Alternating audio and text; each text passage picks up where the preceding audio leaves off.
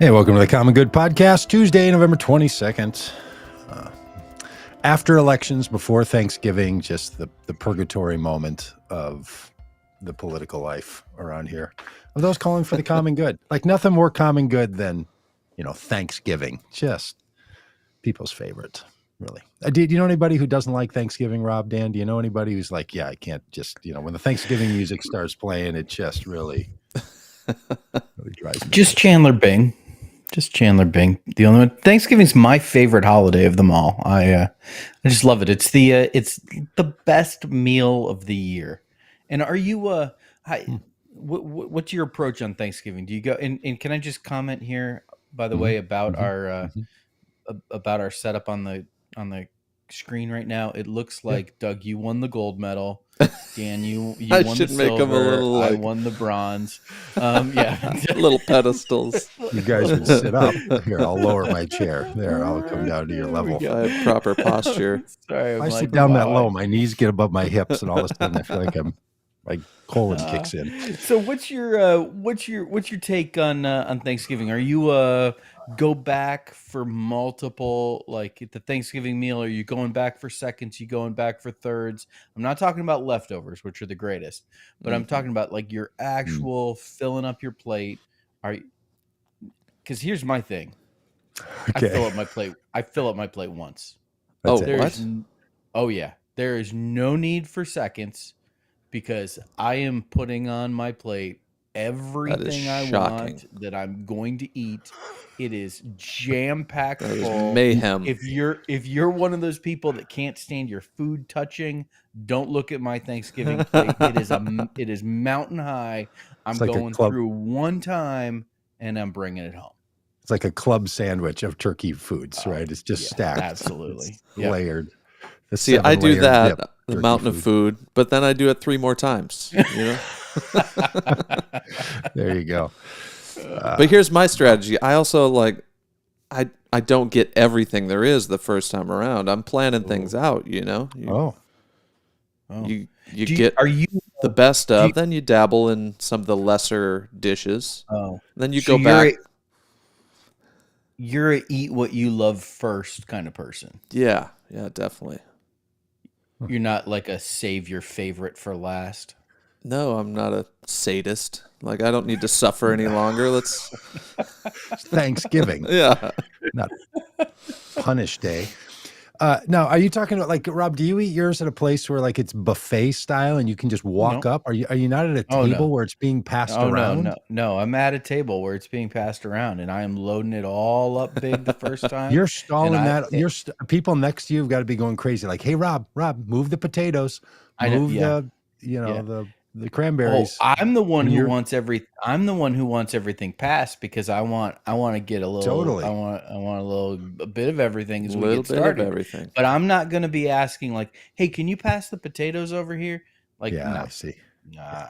You're just head down and just diving Just right in. like I'm in a trough. Yep. Yeah. I'm not a big fan of Thanksgiving food. Don't care for it. Yeah. You got a problem with big turkey? Don't care for turkey. I think it's great sandwich meat. He is anti-cranberry because of the water usage. Yeah, cranberry is really. I gotta tell you guys about crusher. I gotta tell you about a billboard that is in my neighborhood. So I live close to Tyson World Headquarters. Tyson Chicken, Poultry, one of the largest food companies in the world, largest poultry company in the world. I just literally a half mile away is Don Tyson Parkway, which will take you right to Tyson headquarters here in Springdale, Arkansas. There is a billboard that went up not far from Tyson headquarters from the folks at PETA, and it's effective. It is, the turkey hands that you would make when you were a kid. You'd trace your hand on the paper and color it in, and you would have a turkey hand that you'd bring home from school. You know what I'm talking about? Yeah, we got you. Yeah. It's just a foreign concept. Can you give us a step by step? It is a you hang on a second. Let me get my pen out. Yeah, okay. So this billboard is a turkey hand upside down. No. So it's a hand like a turkey, and Okay. the thumb is cut off and bleeding. And like, so the head of the turkey is cut off and bleeding, and I can't remember the quippy saying that's on it, but basically the message is like, don't eat turkey for Thanksgiving, and it gave me pause for a second. It was pretty Gives you a effective, moment. pretty effective advertising. Yeah. Well and you done, just think, PETA okay, folks. next Thanksgiving I won't, because this turkey that I'm going to eat on Thursday has already been passed through the gauntlet. Yeah, it's already in the fridge. So next year. Maybe. Well, that's the place where a lot of people really see the kindness of any sitting president, when they did what Joe Biden did 2 days ago and pardoned 2 turkeys.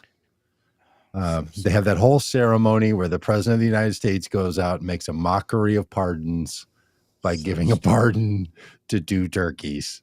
Isn't it just the quirkiest little thing that we just keep doing? Is that dumber than really Punxsutawney Phil, or is Punxsutawney Phil dumber than the turkey pardon? Which one is dumber? I think Punxsutawney Phil. Oh, is I dumber. think the turkeys for sure. How else are we going to know how long winter is? God, I don't know, science. Yeah, are we going to get an early spring? I mean, can I? And I don't even understand that whole thing. It's like when spring is coming, how does the groundhog know? What is it? What are they? Yeah, and why Hey, does it take men I went in and saw top the hats Black to discern Panther this? movie last night. Yes, I went and saw the Black Panther Wakanda Forever movie last night. Are you love familiar it? with this film? Do you know it? Yeah. Yeah, seen it? I haven't seen seen a it film in theaters since my kids were born, basically. Oh, I mean, not great. I wanted it to be great. I Oh. hoped it would be great. Wasn't great. Wasn't great. Oh. Yeah, a little disappointing, actually. Really, really long. Really long. I mean, just so long. We went to it was a 9:30 show. It was a There's your 9:30 problem. event. It was actually an event put on by the George Floyd family. I live just down the street from George Floyd Square, where George Floyd was murdered by a Minneapolis police officer, and that has become a real center for community and for engagement, for activism. And his family the George Floyd family has put together a nonprofit foundation that cares for all the artifacts that were there and are brought there. So if someone shows up and has a card or has made a song or has done something, that is captured up. They keep it, they chronicle it, they keep track of it around the country where it is. It might be in different places. So they built this entire community of people, and that group hosted that foundation hosted a showing of Black Panther 2 Wakanda Forever last night at this theater. So it was really great. It was a great event and just tremendous. And in with all the people who work hard on that George Floyd memorial and the issues around it. So it was great to be there. And the event was tremendous. And then it was 12:30 when I left. 12:30. Oh, In the middle of the So maybe being up start of the past your morning. bedtime had something to do with your opinion of the film. You know what? That may have, and the fact that it was just convoluted and slow, and there was a lot going on. But anyway, the cinematography is great, and all the rest. But that first Black Panther, I thought was just tremendous. Yeah, right up until the end, when they dip their toe back into the myth of redemptive violence, and vengeance and all that right at the end. But they actually unwound that in this episode, in this movie. But anyway, maybe save it for watching at home when you can take a break. Like watch one half on one Friday and the next half the next Friday, when you've got an hour and a half each night to watch this film. If I'm watching a movie at home, I'm most likely watching it in episodic format. Because I just can't stay awake for a whole movie anymore. Wow. Yeah. Oh. Well, and movies are all like 4 hours long now, especially the Marvel movies. The Marvel movies are long. Man, they're something else. Hire an editor, Well, I made this comment when I saw that the screenwriter and the producer and the director, same guy. Like, okay, here's Right. the guy that had his hand on the whole. A little too precious with all the every content, scene needed to stay. Well, hey, lots of things to talk about, but little political Yeah. roundup. Yeah. Our last one before we formally give thanks. Where do things sit in the Senate and the House? You might be asking yourself. Well, the Senate is in the hands of the Democrats, and I think is looking increasingly like it's going to be a 51-49 margin. Yeah. I don't know if you guys are making any predictions, but I think Warnock is going to do well in that election and is going to walk away with it. And that's great. That's great news. That's going to allow for lots of things that only the Senate can do to be done. And then over in the House, Rob and Dan couldn't be closer. Currently sitting at 219 confirmed seats for the Republicans and 212 seats for the Democrats, and 4 seats outstanding. One in Alaska, which is going to go to the Democrat. So that's going to be 213. Can we not gloss over what you just said? Yes. One in Alaska that is going to go to the Democrats. That's actually a hold for the Democrats in Alaska after the special election. Mary Peltola is, I mean, wow, really fantastic. You know, these special elections happen and fluke things happen. Like, you know, Myra Flores winning in Texas in a special election. That was a fluke. And she only served in Congress for a few months before she was sent packing. Mary Peltola winning this special election in Alaska, you think, okay, this is a fluke, but you know, general election, no, she's on her way to winning re-election, and wow, Alaska, and beating Sarah Palin, you know, who had some states service under her belt for a couple of weeks when she was the governor, and then, you know, was a presidential candidate and a very famous person on that application where you can ask people to make videos for you. So Sarah Palin is Cameo. She was a formidable competitor.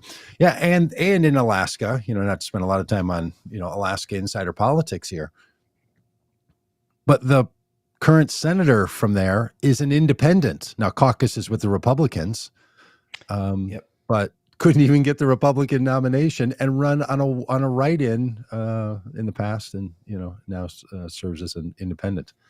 The caucuses then over there. So Alaska's changing. Just a little reminder. States change.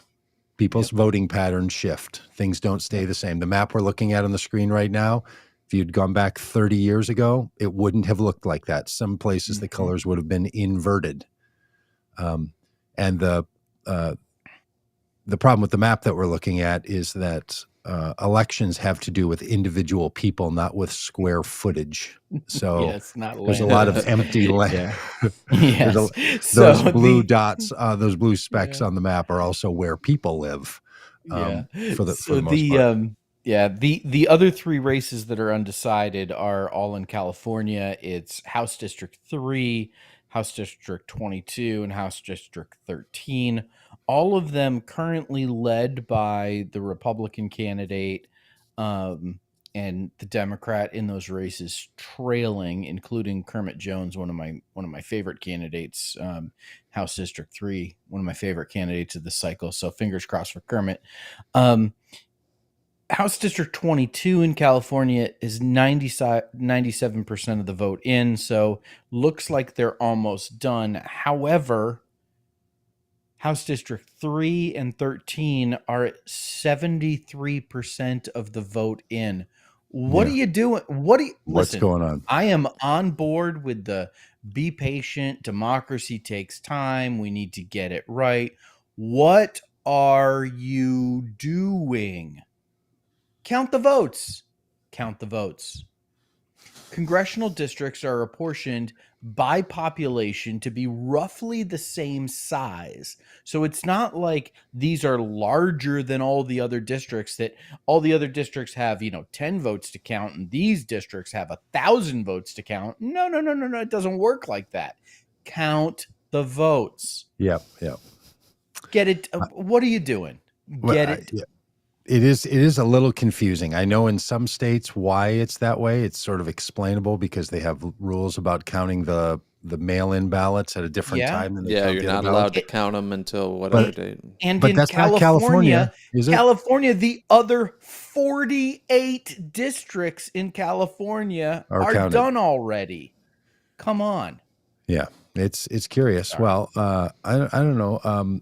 Jim, I think, is on with us. He's in California. Maybe it's in Jim's district. Maybe he can give us a little insight on that. Or Mike, maybe you know. Lindy, maybe you know. Well, Lindy says rural counties in District 3, not enough workers. Yeah, you just don't have enough people to count the votes. Is that what's going on? There's not enough people to help out with the counting? Well, that would be there's a story. Break that story for us, Lindy. Get that thing out in the world. I'd love to know about that. But here's something, we talked about, land doesn't vote, people vote. But this was kind of shocking to me that popular vote for the House, Republicans carried at 50.8% to Democrat 47.6%. So it might not have been a red wave of votes for Republicans, but it was a sizable win. Almost 4 million more people. I'll tell you, when I saw that this morning, I was flabbergasted. I was dumbstruck. I thought, seriously, in the House, for people voting for House of Representatives around the country, more Republicans voted for more people voted for Republicans than people voted for Democrats on the total amount of votes. Republicans won the popular vote. Mm-hmm. I did not think that was the case. I would have bet $1 that Democrats had won more votes, and that more of in those places where Democrats ran, they would have run up the vote total higher. I thought it would be exactly the inverse of this. So I'm a little shocked and surprised that overall Republicans did a better job at getting people out, and more people said yes to the Republican candidates, as terrible as they were in so many places, said yes to the Republican candidates than said yes to the Democratic candidates. That's not good news, and that is shocking. Thoughts on that, Rob? Dumbfounded. No. See, there it is. Just absolutely dumbfounded. Listen, popular votes don't decide things in our elections. Like national. No, I understand that. The national popular vote doesn't matter. Like, it doesn't matter. Like, it's irrelevant. Yes, but in presidential elections, it's irrelevant in presidential elections too. Well, it's irrelevant as to who wins. It's not irrelevant as a fact. As a statement of reality, that more people who chose to walk into a voting booth on election day or ahead of time said yes to Republicans. That's a true thing. It that may even correspond to the difference of 200 and whatever's going to be 20 or 21 or 22 to 213, 14 or 15 votes or seats in the House. But this is a big deal. If I were trying to message as Republicans and people are saying there was no red wave, this has been a repudiation of the megas and all the stuff that I want to be true, I would be countering with more people who chose to vote for Republicans. Yeah, it was more inspired. Absolutely. I would just be talking about all that. I'm surprised to stumble on this while doom scrolling through an article about the current 4 seats that have not yet been called. I think that's a little shocking. I'm befuddled. And here's the other thing that gets me about this: the losses for Democrats came in the states of California and New York. Mm-hmm.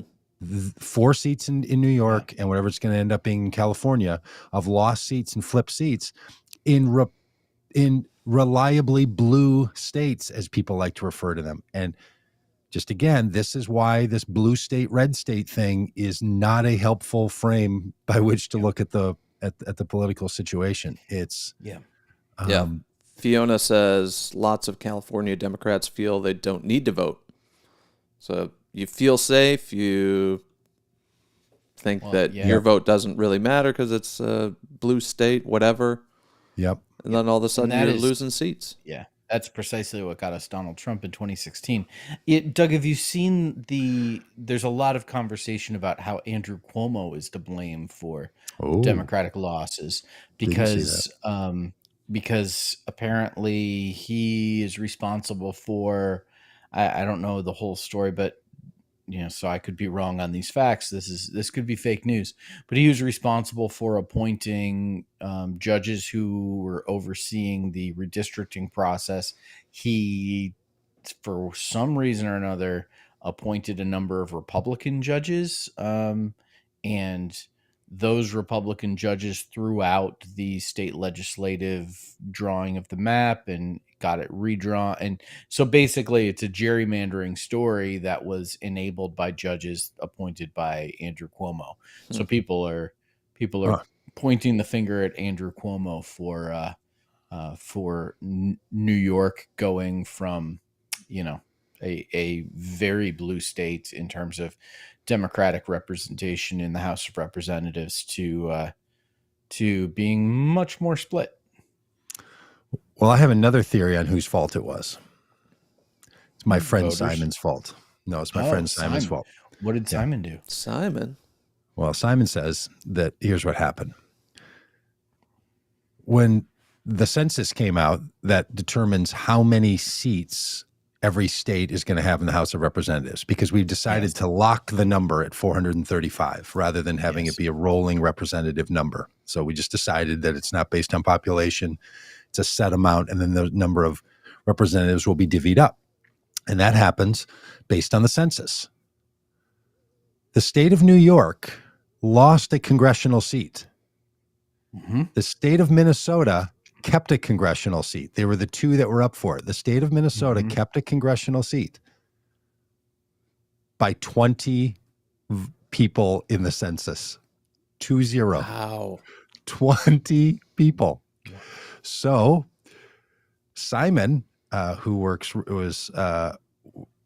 really hard to turn out people for the census, worked really hard in this little neighboring community to where I live. And he told me last night that they really worked hard to get people out. And he's sure that they turned out at least 20 more people to fill out the census than normally would have. So had they just sat back on their laurels, here's what would have happened. Minnesota would have lost a seat, but it would have been in a Republican area. That's what this legislature would have done.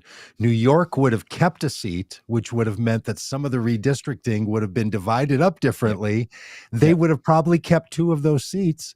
It really could have been that the House of Representatives stayed in the hands of the Democrats had Simon not worked so hard to turn people out for the census. Acupunctural intervention right there. Simon is dead to me. I hope he's listening to this. He's like, but that's so that just to Simon. I hope you can live with yourself. Hope you can live with yourself.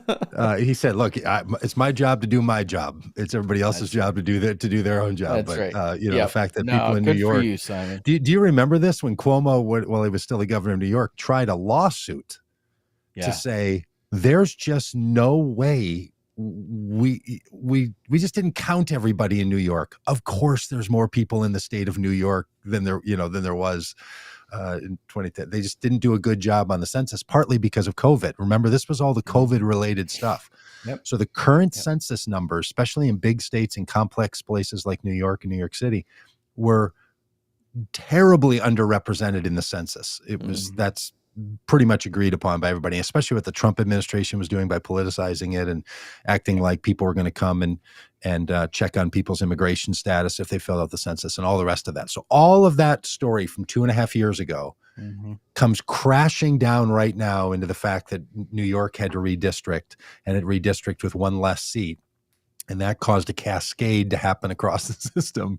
So it could have been maybe just one or two seats different, but that could have put current Republicans at like 217, and who knows what else might have been different in the state of and just to bring it full circle to vote common good, the guy that lost his seat was a guy named Mondaire Jones. He was the one who was kind of redistricted out, and Sean Patrick Maloney was their districts were combined. They ran against each other. Maloney won in the primary, beating Mondaire Jones, and then Maloney lost to a Republican. He was the head of the DCCC, Mondaire Jones. We had the chance to hear speak in Columbus, Ohio, at an event for Tim Ryan. He was accompanying Joyce Beatty as she was campaigning, and wow, somebody great. we would the first out black man to serve in the House of Representatives, Mondaire Jones, really a tremendous guy. Yep. So just all the little, as Dan reminded us, little acupunctural interventions that go on. So anyway, looks like the Republicans are going to keep control of the House, and at least currently, Democrats have control of the Senate. Now, if Herschel Walker, the werewolf lover, ends up winning in Georgia, and Joe Manchin or Kirsten Sinema don't get their way, it could move, right? If these jokers decide to, wield their power, you just never know. You just never know what could happen. But I don't foresee that happening. I think both of those things are going to go the other way. Yeah. So if Republicans control the House, you know what else Republicans control? Twitter. Republicans have taken over Twitter. So I mean, Twitter has been much more of a hellscape over the last the last week or so than it normally is. Since Elon Musk took over, more than half, apparently, according to reports, of Twitter's employees are no longer with the company. There was a kind of an ultimatum given where employees had to, pledge fealty to their dear leader to stay employed, and many of them did not. There was a night, I think it was maybe Friday of last week, I can't remember. Where everyone was locked out of the building that Yes, night? everyone was locked out of the building. Yeah. But Really? Twitter was basically everybody, bidding farewell. That like, okay, this thing's going down. And I woke up Saturday morning. I kind of woke up, and the first thought that went through my head was, I wonder if Twitter's still alive.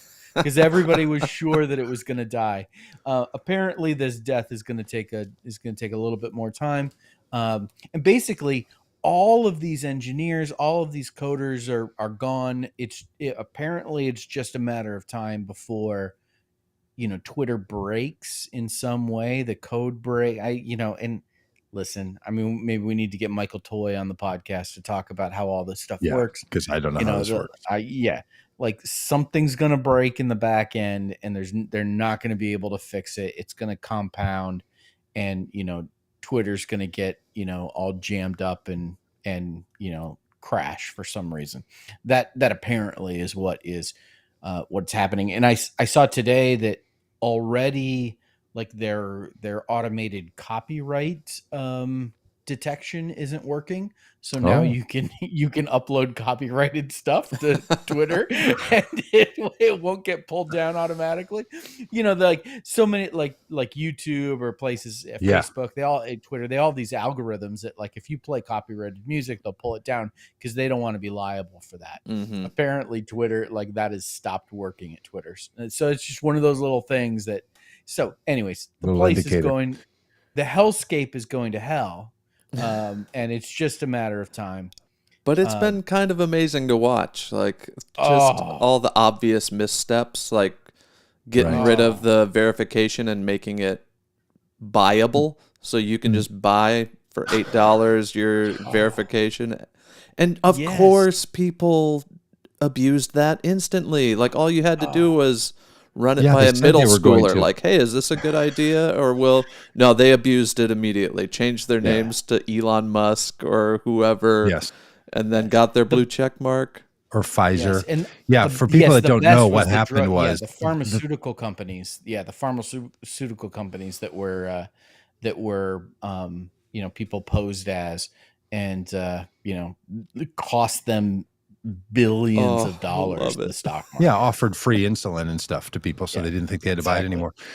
And what they were doing was trying to get people's contact information and credit cards. So it was even worse than just kind of a prank. It was Oh, actually yikes. stealing from. They were sending them to websites, and then people would put in their data, say, fill out this here to get free insulin. So people who don't know how Twitter works, just show you how nonsense this is for Elon Musk to make this decision. The thing that makes Twitter function is the blue check marked verified users. There's so many bots, there's so much nonsense out there that the way it's happens for people who really use it is you follow someone that has a blue check mark, meaning that that's really that person. So in the midst of all the nonsense, you have these sort of certified, verified characters in the mix. Might be a news outlet or celebrities, companies, us, me or you or whomever, right? Like I individual am not people verified. and oh, you're not. And nobody, you didn't even have control of that. Twitter granted that to people by some form of verification, right? So it was out of your control. You couldn't game the system. They gave this to companies or individuals or people of some profile. And Musk then says, well, here's what we're going to do. We're going to make that verification mark something you get if you subscribe for $8 a month. Then you'll also get that. And then said, if you're a parody account or not who you say your name is or who you're pretending to be, you have to indicate that in your bio. And made a big deal of this and said, in your biography description of your name and who you are and where you're from, you have to say that it's parody. If you don't, then we'll ban you forever from the site. But you don't have to put it in your actual username. So many people don't go clicking on the bio to double check. No. In fact, I was on a podcast with somebody a couple of weeks ago, and they quoted somebody on Twitter who's a reporter. And it turns out the day later, they said, oh, that was a fake account. That was not actually that person that made that statement because you didn't think you had to go check that. So this is what's been going on. This is what's caused companies to bail out. And like we said, Pfizer and all. So as ridiculous as it is, any one of us would have said, well, you can't take the verification system and then just sell that to people. Of course not. So how does this happen that it can get all the way through whatever's going on at Twitter and whoever makes decisions, whatever Elon Musk, who's apparently a smart guy when it comes to Elon stuff Musk like this, has an idea and says it out loud. Yeah, it's just bonkers. So, and then that caused people to just not trust the system at all. Like if you're that inept on that, then it's just and then it's Elon Musk just being horrible as a person and then letting Trump back on and doing a poll. 52% of people wanted Trump back on and just nonsense. Well, 52% of the alleged people that voted in the poll. I want to read of the Twitter profiles that voted in the poll. That's Stop right. the steal. So Donald Trump is back on Twitter. But here's the thing, though, Rob. Let me clarify. When I say Donald Trump is back on Twitter, Donald Trump's account on Twitter has been reactivated. Donald Trump, because he, was going through Twitter withdrawals when he was banned, had a team create a Twitter ripoff, an RC Cola version of Twitter, and called Truth Social. And, so he's really invested. Well, come on. How much does he actually invest in stuff? He is, his reputation. Well, he doesn't really care about that either. So Trump is currently on Truth Social and, is he going to drop Truth Social like he has dropped multiple wives and get back with Twitter, or is he going to stay faithful and monogamous with Truth Social? What do you think is going to happen? I don't think there's any chance that he's coming back to Twitter until Twitter shows that it's not going to go under, right? He's leveraging that because these things you're discussing are happening at the same time.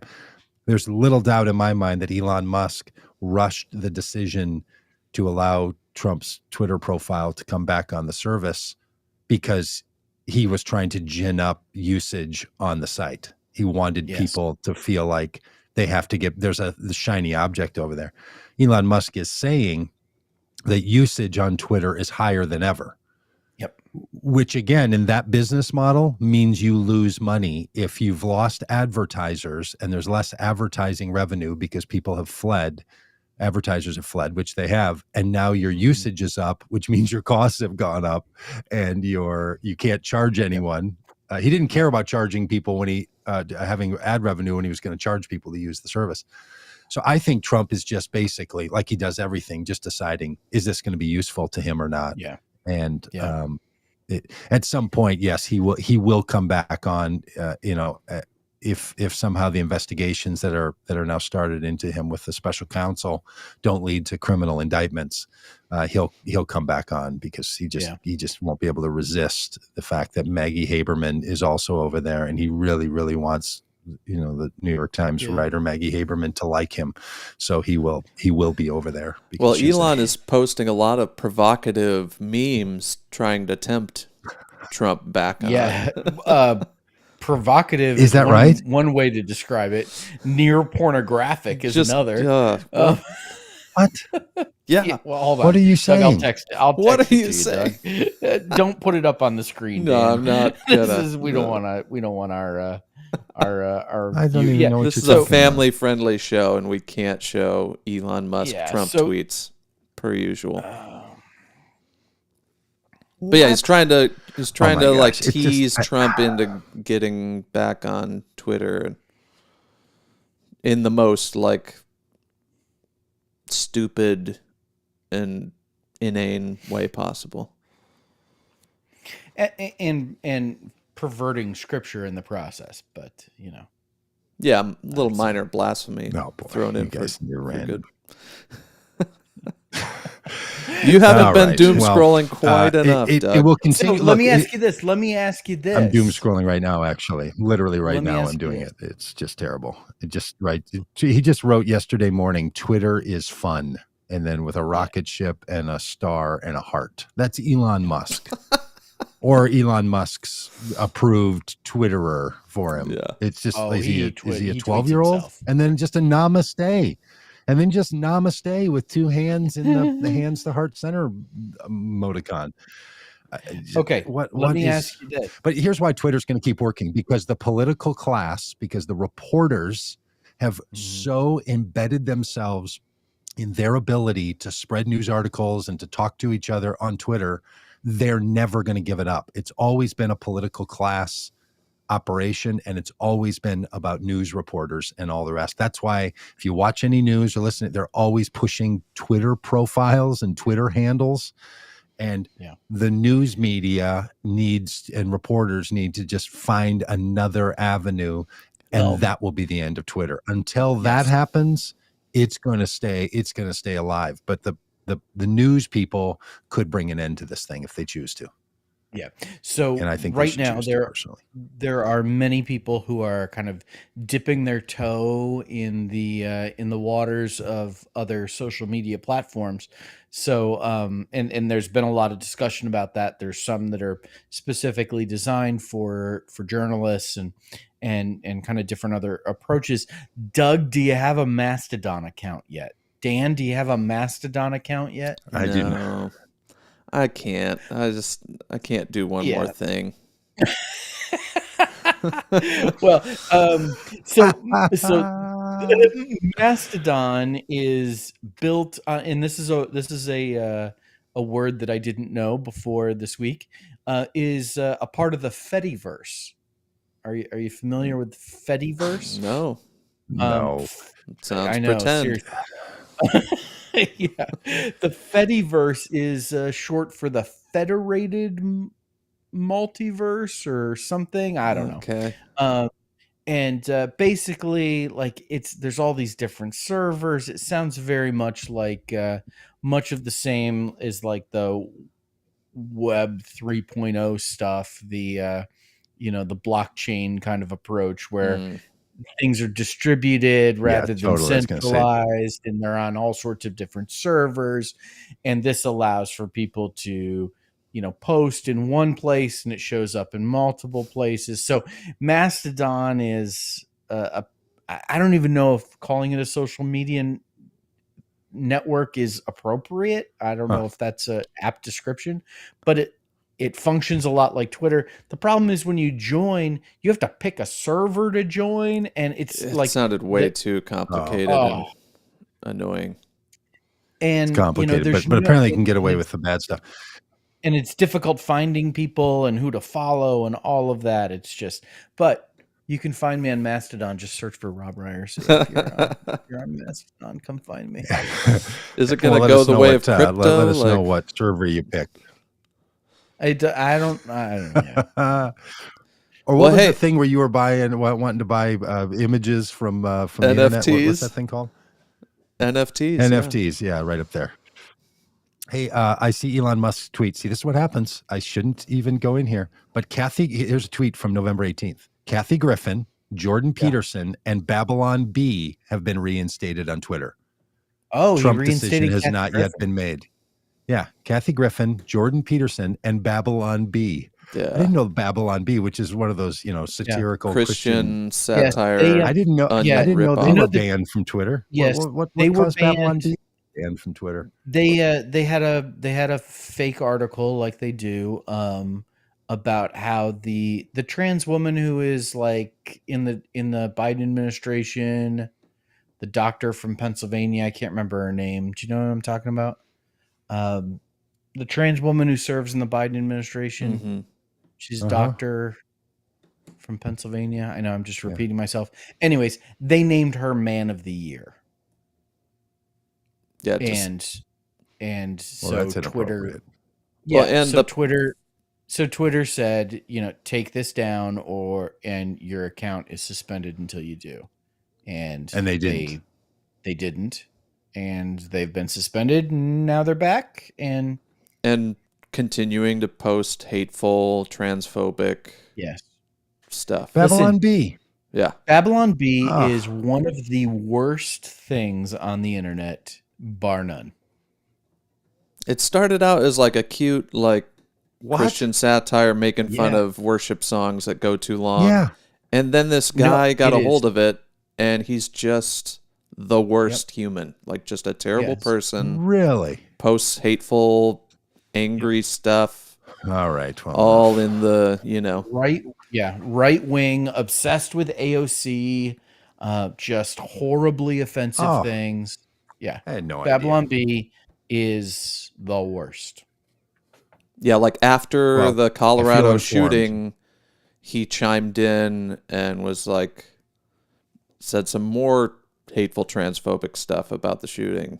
It's just unreal, the level of horribleness. Thank you for correcting that. I thought it was a strange connection between Kathy Griffin, Jordan Peterson, and Babylon Bee. I have not been keeping up on the horrible things. Yeah, I was trying to figure that. Now it makes sense. One of these things is Kathy not Griffin. Like the other. Yeah. Now it's Kathy Griffin that seems to be out of the norm. Yeah. All right. Hey, other big news in politics. Anyway, Hakeem Jeffries looks like he's going to be the head of the Democratic caucus, which is a big deal. Nancy Pelosi and Jim Clyburn and others in leadership who are Steny Hoyer pushing 80 years old or over 80 are stepping away, because at some point you just realize your time is up. Like if you're somebody that came through the big cultural movements of the 1960s and it's 2022, you finally say, maybe we should let the kids have a chance. When you're the generation that said to yourself, never trust anyone over 30 as your motto, and then you reach the point where you say, maybe don't be in leadership when you're over 80, that's been a good 50-year run for your generation. And so as thankful as I am for the work that Nancy Pelosi did, I'm a big Nancy Pelosi fan. Good golly, could we not set the standard at 80 years old at which people finally give way? And I am not saying at all that 80-year-old people don't have anything to contribute. Sure they do. But leadership in organizations is about creating opportunity for the next generation. They've ended up blocking out an entire generation of people in their 50s, 60s, Oh, like two and generations. Yeah, early there's 70s. In It's their just 50s, it's 60s, and early 70s. never got a chance. It's absolutely I never got a unbelievable. chance. It just is really, and look, I'm not just griping as a Gen Xer, but honestly, Oh, as somebody who's seriously. part of the Gen X Oh, generation, come on. this is just classic. You know, Infuriating. If just skip, I cared, I would be infuriated. yeah, just skip over in Democratic politics, the 80-year-olds continue, and this is going to be a thing for Joe Biden if he decides to run for president. Well, Which yeah, I'm grateful speaking of for his 80, he just presidency. had a birthday and turned 80, right? 80. Which means Yeah. that when he runs, he will be, or if he's elected, he will be 82. And when he finishes his second term, he'll be 86 or 82.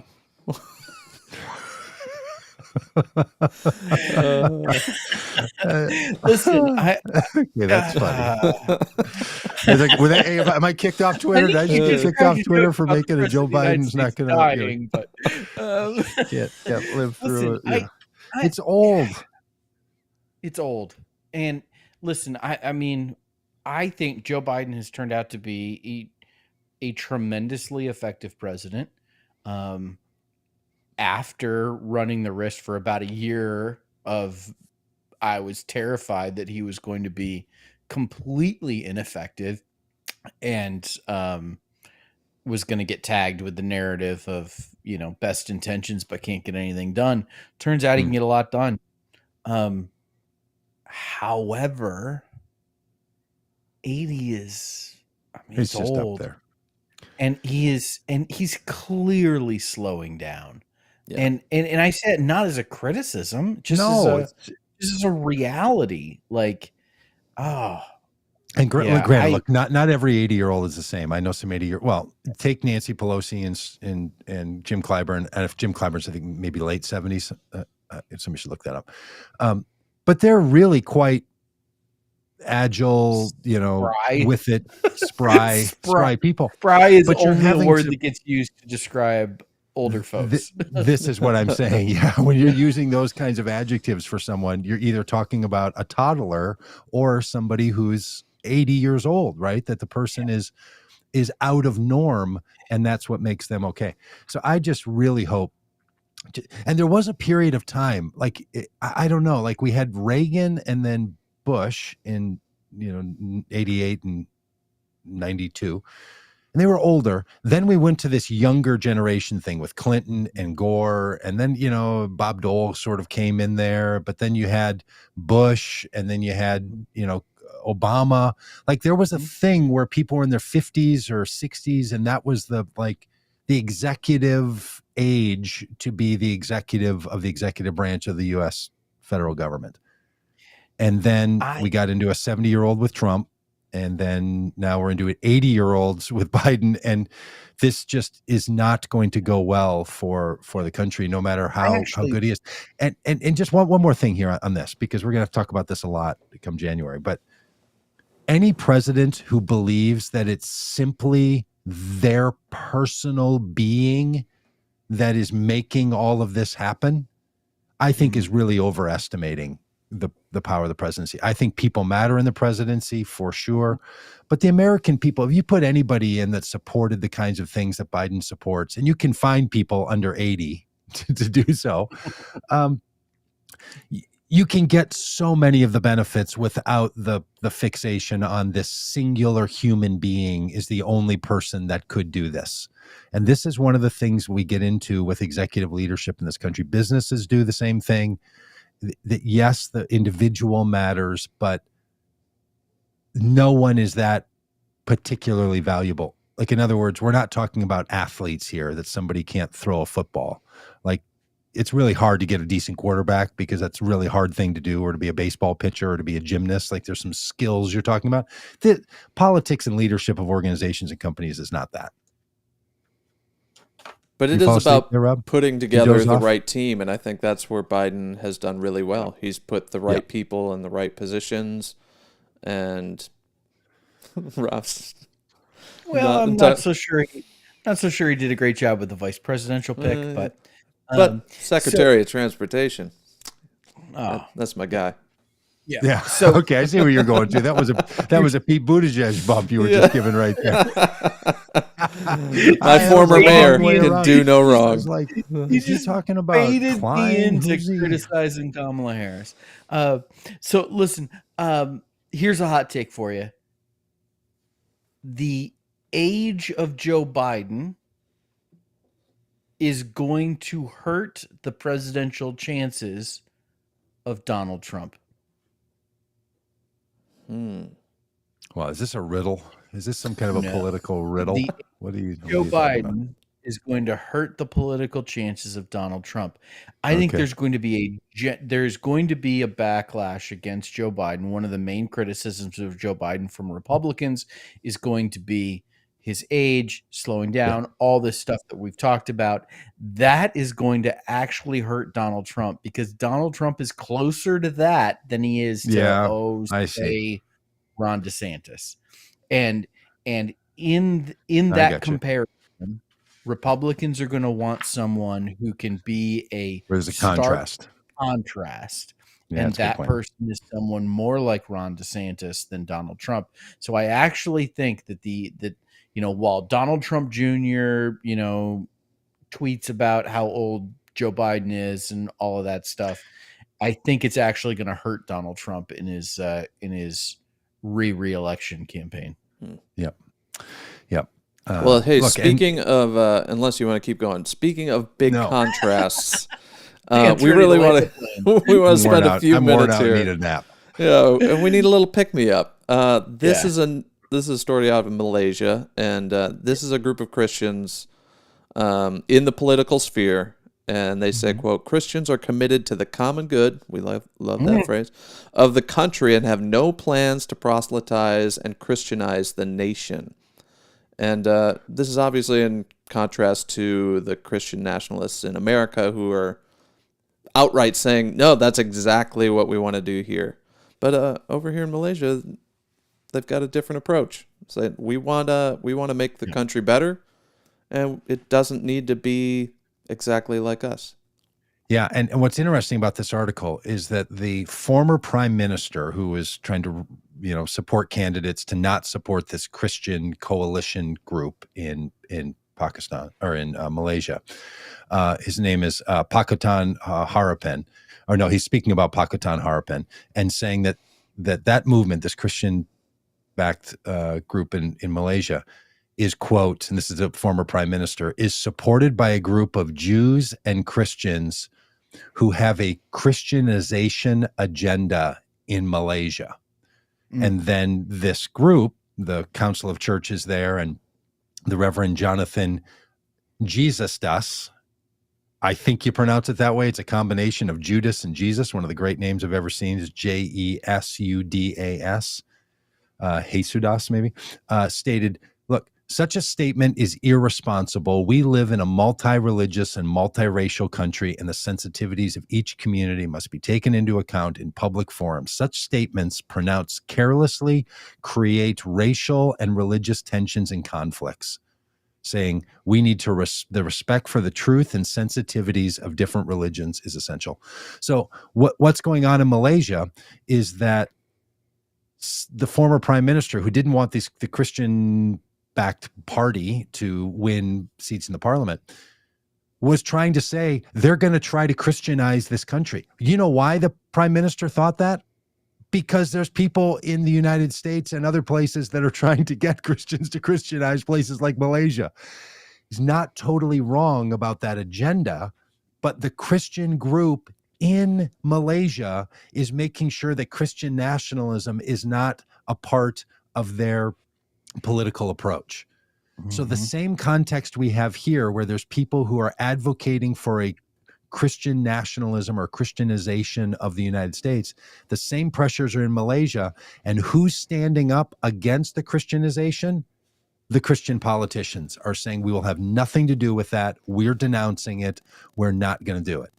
That's a really complex and really great story that shows that the kinds of things we're facing in the United States, the rise of Christian nationalism and the fear of Christian nationalists taking over the United States, trying to proselytize and use the government to fulfill its religious duties. That's something that also goes on in other countries. And here, the people doing the right thing are the Christians using the very phrase, we care about the common good here in Malaysia. That's what our commitment is to the common good. And that means they have to care for the rights of all.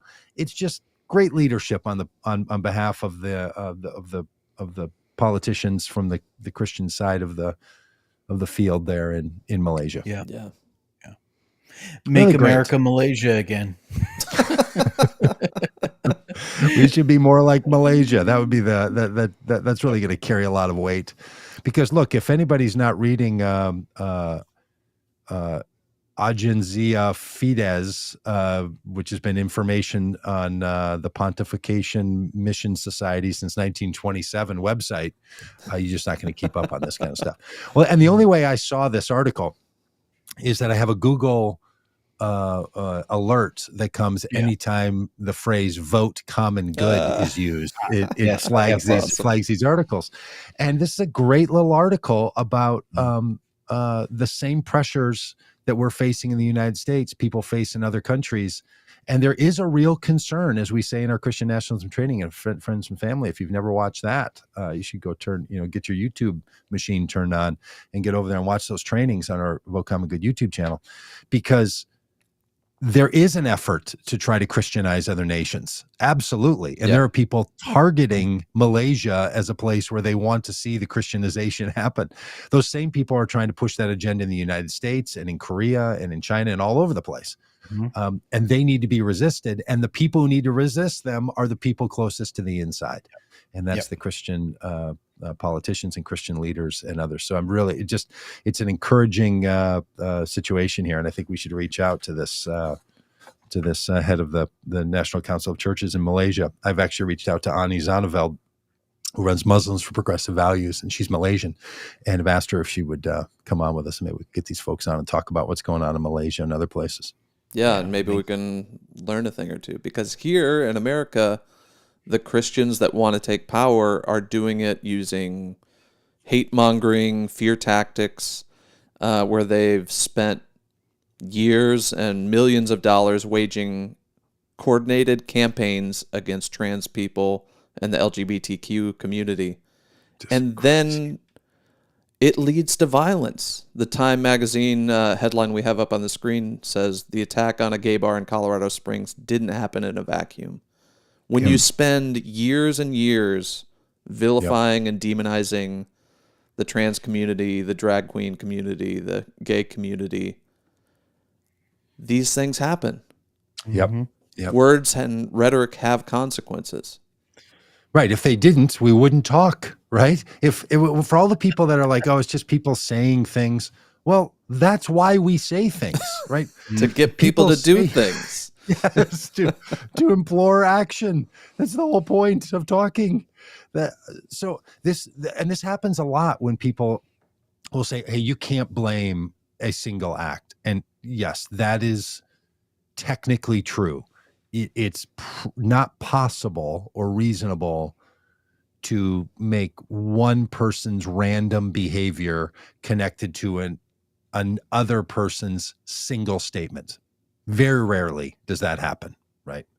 Yeah, I mean, unless you're in the movie A Few Good Men and you're asking, did you or did you not order, a code red on Private Santiago? Unless that's going on in that kind of situation, you can't connect it. But that's not the work you do as somebody who is trying to influence society. And all the movements that are trying to tell people that trans and gay and non-normative behavior in the United States is dangerous and depraved and is going to bring the end to America and they're the enemy. Yeah. They use that language in order to compel people into some kind of action. Now, they may not want them to walk into a nightclub and murder people, but if you don't explicitly say, we don't want you going into nightclubs and murdering people, here's the thing that gets me about all this. All the preachers and all the, the moralists that are out there saying all their moral things about how terrible America is, whether it's Rob, if you're going to bring up Mike Pompeo saying that the head of the teachers union is a big threat to America, this kind of stuff. No. Not a big threat to America. The most dangerous person on the planet. So we could talk about that one in a minute. What I rarely hear from those people, because they don't even want to raise it, is to say, and that, by the way, that means you don't go into synagogues and shoot them up. You don't go into gay bars and shoot them up. You don't go into any, like, why we can't have the same people who want to use hyperbolic rhetoric to motivate people to care about their cause, not also saying, let's just be perfectly clear here. It is never appropriate to kill each other. They don't say it. No. And when you ask them why they don't say it, they say things like, well, why?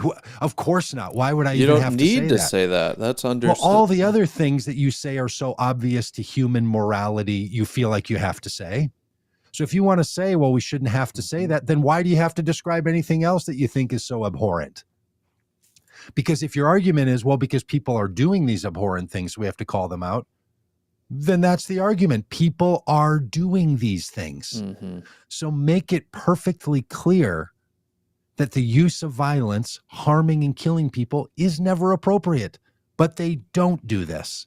And any organization that has their rhetoric being utilized to support the kind of violence that happened in Colorado Springs, or the kind of violence that happened in Orlando, or the kind of violence that happened in Uvalde, or the kind of violence that happened in, just pick your place, Buffalo to El Paso. And they don't come out and say you shouldn't kill each other. When we got kicked out, a few of us got kicked out of the prayer breakfast at the National Rifle Association in May. And you can watch the video. When the security came, we stood up and asked people to pray at the prayer breakfast by name for the people that were murdered in Uvalde earlier that week. And they escorted us out. The security guard, when we got out, said, I was still recording, and he said to me, hey, don't you think we all know this? Don't you think we're all sensitive about this? And I said, no, it's not apparent, because they're not saying anything. Mm-hmm. Like, you're at a prayer breakfast where the whole point is to pray in a moment about stuff that you think matters, because the performative act of praying together at a breakfast is supposed to be meaningful. But you're not actually saying those things right there. And he's trying to go along the lines of, it's just granted that we think this. Yeah. Well, that doesn't make any sense at all. Yeah. So because they don't say anything about it, there's really kind of three options. Either they are ignorant of the impact. And maybe this goes along with, maybe there's only two options, either or they're just downright stupid. Like they don't get how this stuff works. Or they're okay with it. Yeah. At some point you've got to ask the question, like, are you actually okay with this? Like, are you actually okay with people being murdered? Yep. And I fear that there would be far too many people that it's more than just rhetoric. Yeah, it's a cost of doing war in America. Yeah. They just think this is, and I hear a lot of gun advocates basically saying that, like, yes, okay, we're going to have these shootings. They're going to happen. We have to bake that in. We have to factor it in. So let's try to, harden the targets, because it goes along with our freedoms. Just madness to me. Absolutely complicit madness that anyone would say that. But that is the argument that you just hear time and time and time again. Yeah. Well, happy Thanksgiving, everybody.